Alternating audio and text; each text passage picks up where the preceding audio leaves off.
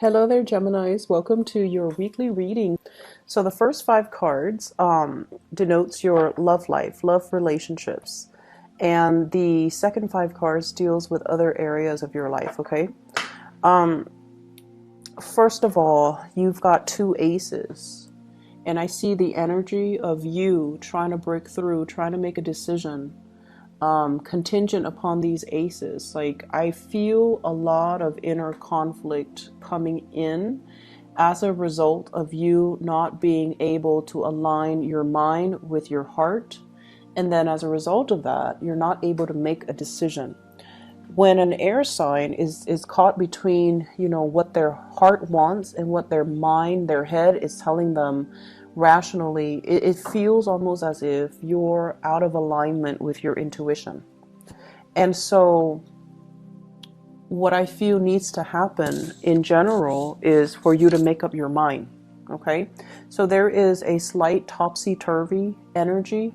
It's fun, it's a dynamic, it's very, very passionate, but I feel like there's a lot of fear as a result of making this decision. So let me talk about this. This is pretty much being stuck between a rock and a hard place. On the one hand, rationally, I should do this.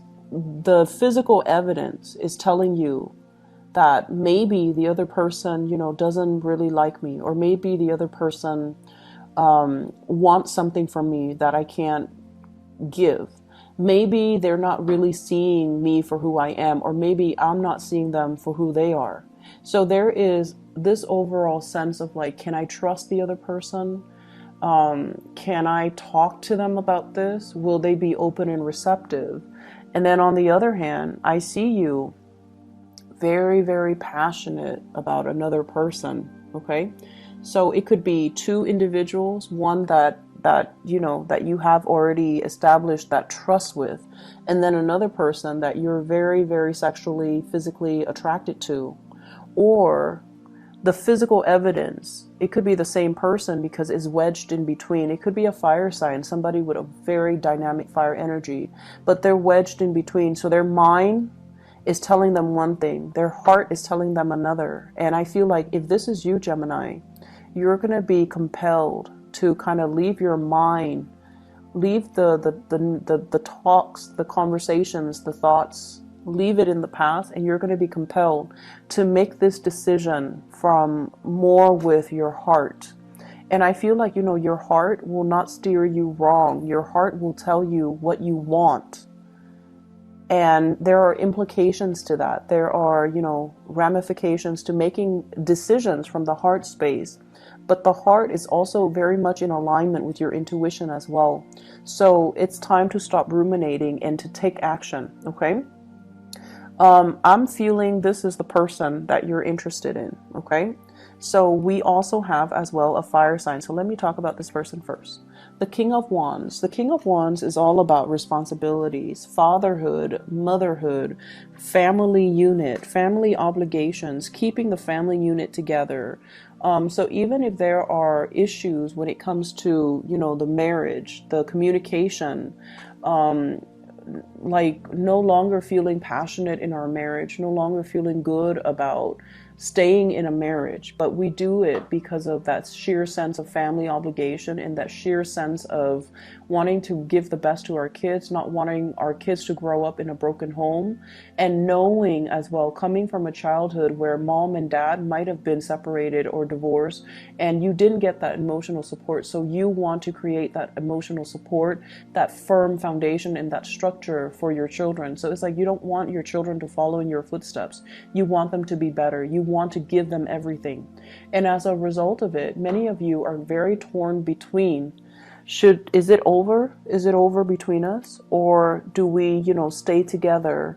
Or do we branch out and look at other people for other options? Do we open up the relationship to invite other people in? Or should I just, cut my losses and move on with this new passionate new start? So for some of you who are dealing with a fire sign, Sagittarius, Aries, or Leo, the energy that they exhibit is someone who's very carefree, They have a lot of things going on in their lives. They might be from a different culture, different ethnicity, different, linguistic background. The world is all about worldly people, people that might be outside of your geographical location, people that are different from you. They're exotic, they're very novel, and they're new, exciting, very attractive. So I definitely feel there is intense attraction that you're feeling towards another person.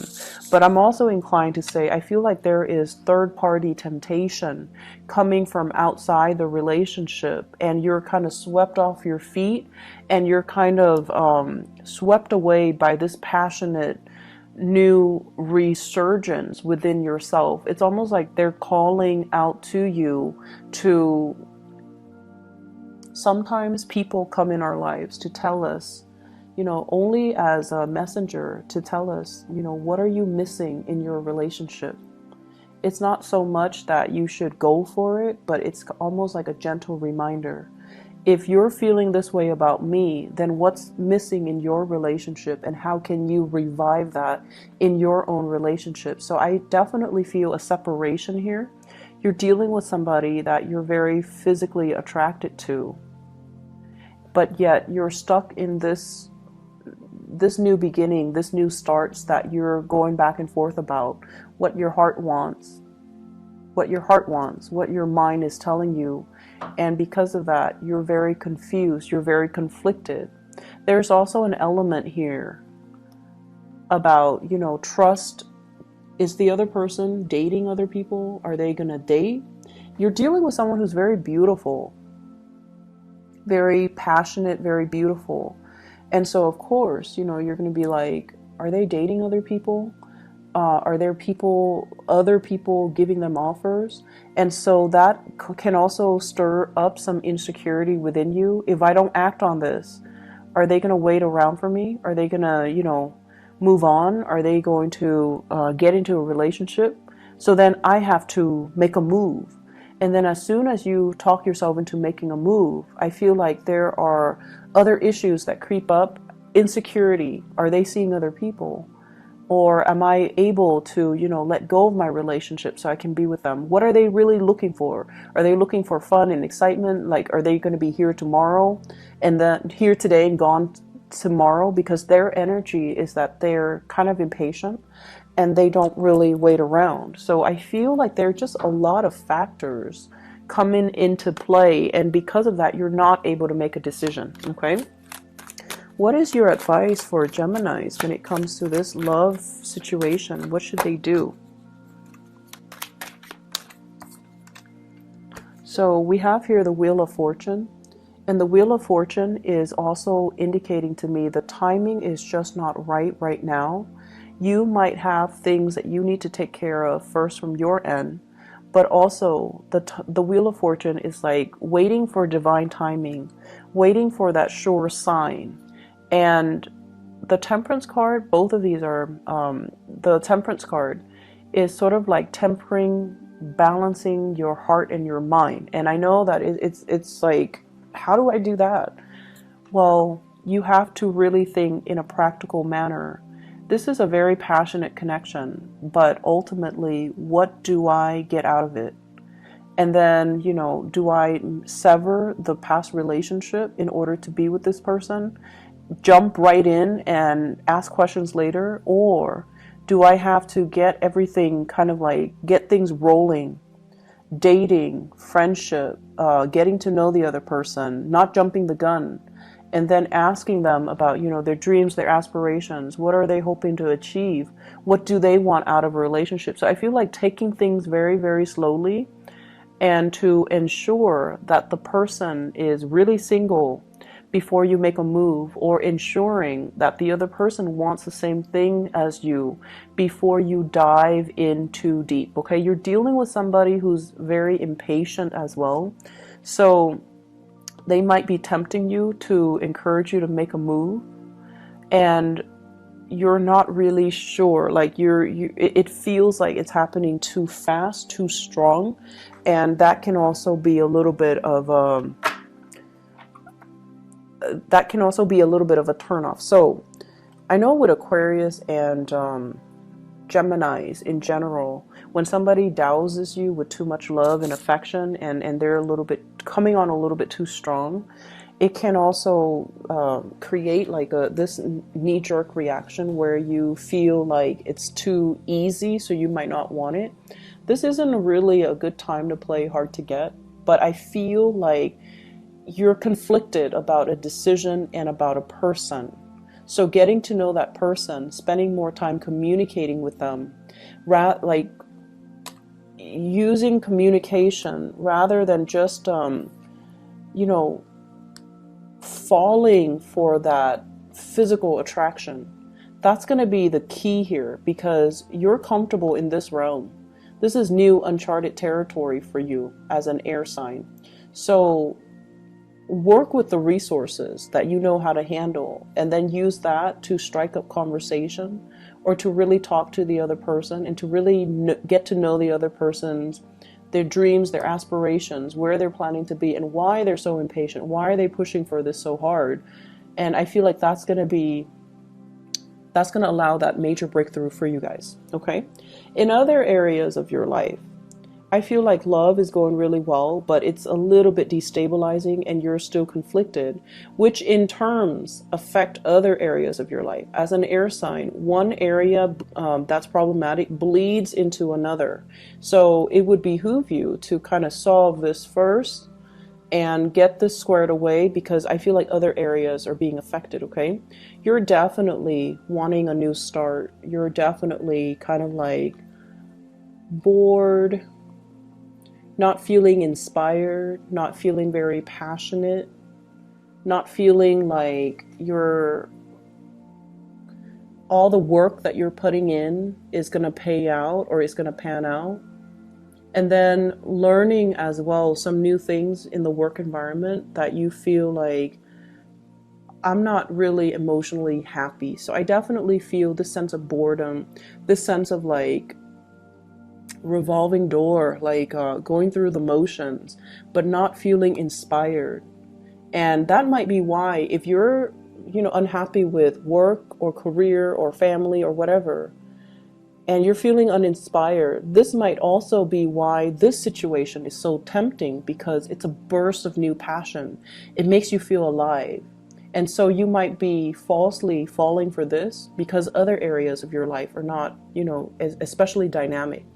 So the energy here is about, finding new things. It doesn't have to be anything drastic, but it should be something that brings about passion into your own life. Okay.